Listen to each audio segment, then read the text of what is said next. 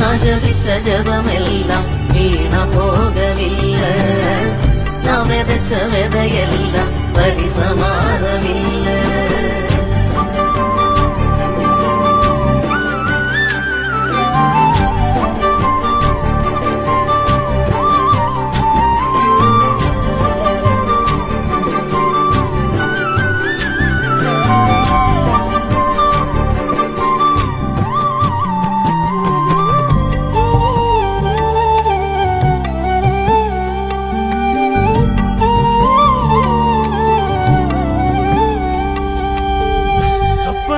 கண்டவனை காசுக்கு விற்றவனை ஊரறிய அழகு பார்த்து அலங்கரித்தீரே.